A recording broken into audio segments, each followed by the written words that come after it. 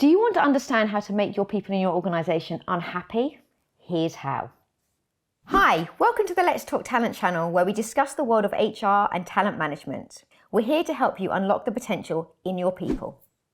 Ever wondered as a manager how you've made your people unhappy? Well, here's some tips and tricks. Don't try them at home. They come with a massive health warning. Number one, micromanaging. Now, I remember back in my career at the BBC, I worked for a manager who literally stood over my shoulder and micromanaged me. Told me what to write in an email, actually even spell checked my emails. It was discombobulating and I felt completely disempowered.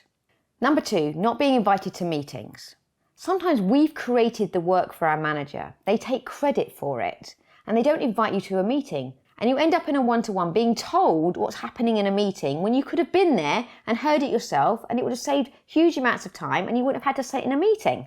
Number three, unreasonable deadlines or tasks. Now, being told on a Monday that you need to deliver something the next day always really frustrated me. Because actually that person that's managing you probably knew 2 or 3 weeks before that they needed to deliver it on that Tuesday. So why didn't they tell you? It leads to stress and unhappiness. So why do it, managers? It's not good. Number four, not leading by example.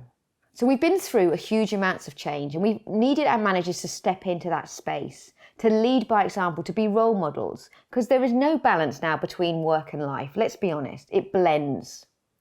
And as a manager, it's really important, if you say, I don't expect you to reply at 10 o'clock at night, don't send an email at 10 o'clock at night.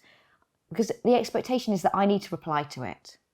So lead by example, show people not only what you're saying, but how you're doing it. Your words and your actions need to come together. And the final way of how you can make your people really unhappy is not developing them. Everybody needs to feel as if they've got some progression, whether that is upwards, sideways, downwards, whatever that looks like. But not being open to allowing your people to explore their possibilities and have a career outside of working for you is the number one bugbear that I have and that really made me unhappy when I worked in organisations and what I really try not to do in my own organisation. So don't do it, people. So what's made you really unhappy? Do you agree? Do you disagree? Have you got any other things that you want to share? Please leave comments and feedback below. If you found this video helpful, please like and subscribe for more useful HR and talent management video content. Hope you enjoyed this video. See you next time.